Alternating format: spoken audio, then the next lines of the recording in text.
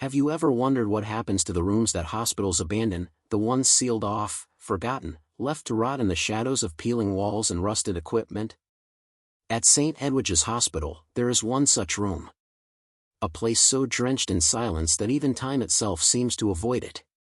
Nurses lower their voices when passing by its sealed door, patients stare nervously, and at night, the corridor that leads there breathes as if something on the other side is still alive. They say no one has entered that room in over 30 years. But what if I told you that's not entirely true? This is not just a story of creaking floors or flickering lights. No, this is about what truly lingers when pain, death, and fear saturate a place for far too long. About how some rooms, once locked, should never be opened again. As you listen to this tale, keep one thing in mind: some doors are sealed not to protect what's inside, but to protect us from it. And yet, in the end, curiosity always wins. Welcome to the forgotten room of Saint Edwiges Hospital. Saint Edwiges Hospital was built in 1924, in the heart of a small, fog-drenched town that most maps no longer bother to name. For decades, it served as a sanctuary for the sick, the dying, and the mad. Its towering brick walls, cracked with age, still echo the sounds of long-forgotten prayers and muffled cries. But beneath its institutional facade lies a history stained with secrets that few dare to revisit. The story begins in the winter of 1989, when a young psychiatric nurse named Eleanor Price took a job at Saint Edwiges. Fresh out of medical school and full of idealism, she was eager to help those whom society had abandoned. But Eleanor didn't know then what most of the veteran staff had already learned the hard way: Saint Edwiges was not just a hospital, it was a labyrinth of grief, decay, and unspeakable things that lurked in its forgotten corners. Eleanor was assigned to the psychiatric wing on the third floor, the same floor where room 313 had been sealed for decades. The staff spoke of it only in hushed tones, if at all. They warned her, vaguely, to avoid that part of the corridor, though no one ever explained why. The door, a heavy slab of rotted wood with rusting hinges, stood at the farthest end, obscured by a faded curtain and layers of institutional neglect. At first, Eleanor dismissed the warnings as nothing more than the superstitions of overworked nurses and orderlies haunted by their own exhaustion.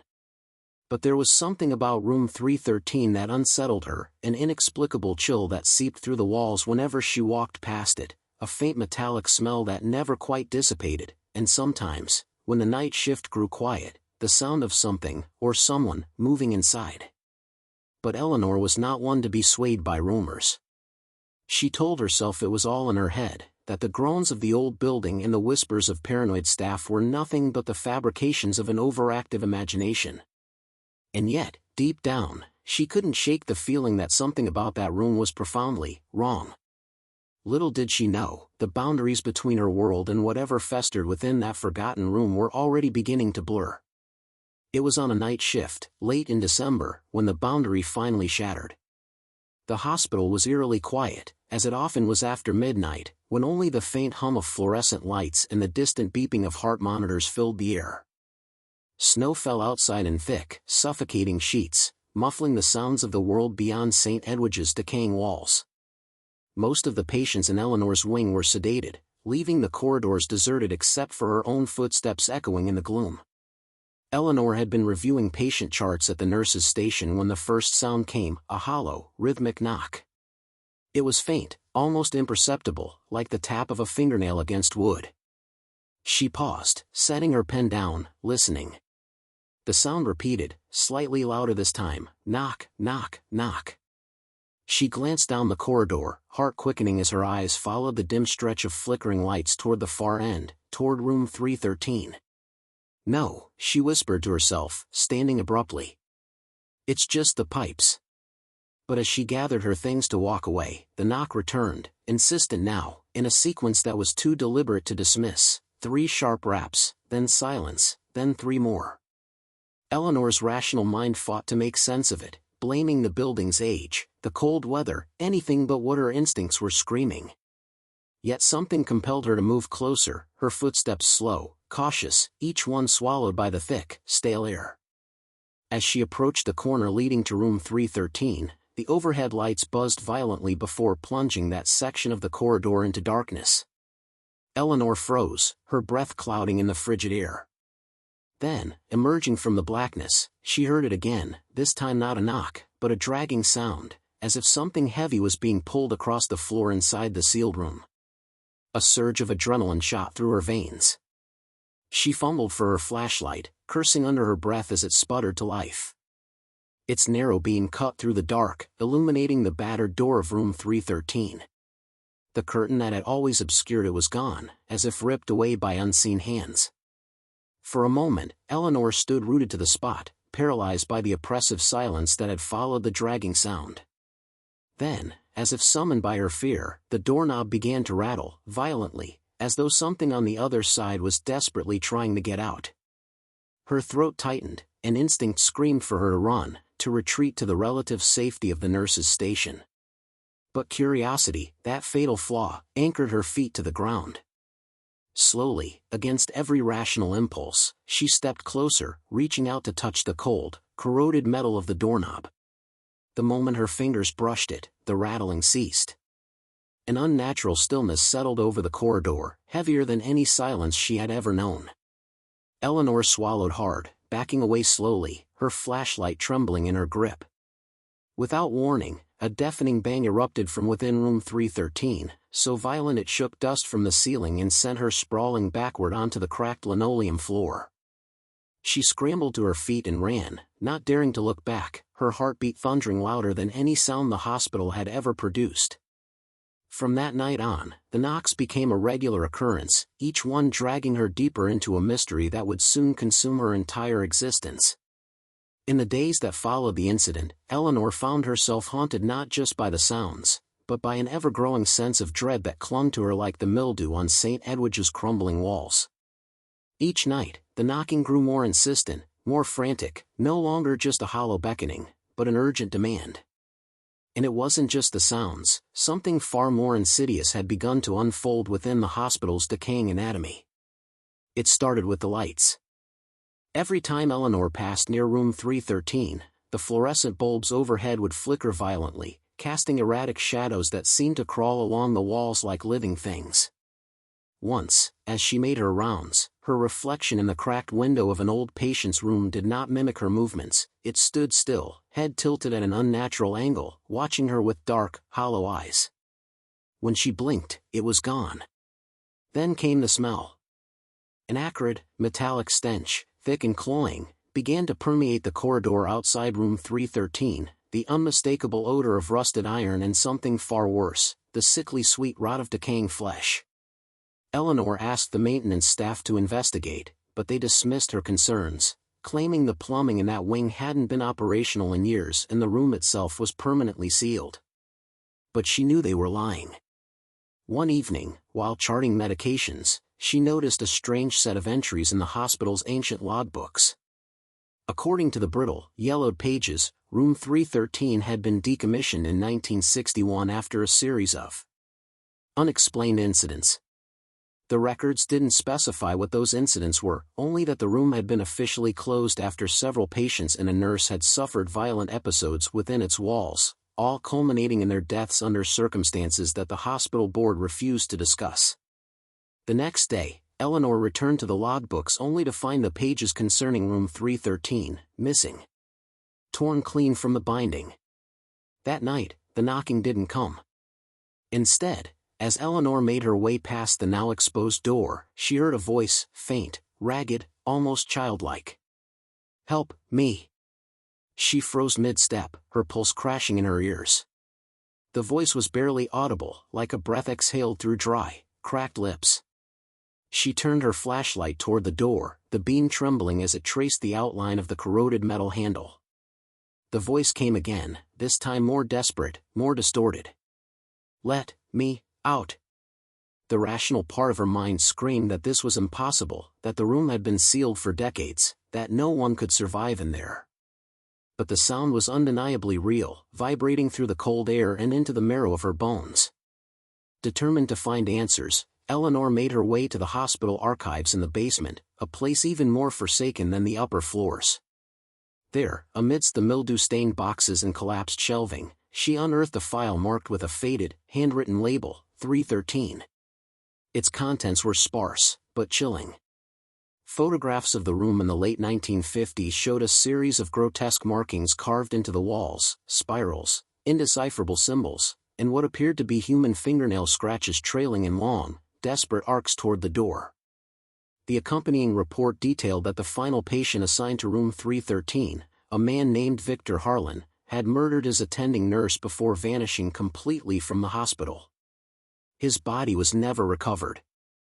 But most disturbing of all was a single, typed note, clipped to the back of the file.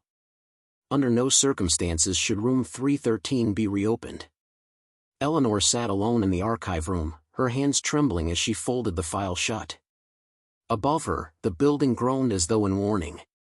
When she finally returned to the third floor, the stench was stronger, the lights dimmer, and the air colder than she'd ever felt. That night, for the first time since her arrival at Saint Edwiges, Eleanor locked herself in the nurse's station, too afraid to walk past room 313. But deep in the night, over the crackling of the hospital intercom, a new sound pierced through her fear, the slow, deliberate creak of a door opening. And she knew exactly which door it was. The next evening, Eleanor could no longer resist the pull of room 313. The hospital was suffocatingly silent, as if the entire building held its breath, waiting for what was to come. The snowstorm outside had cut off power in parts of the hospital, leaving whole wings bathed in oppressive darkness.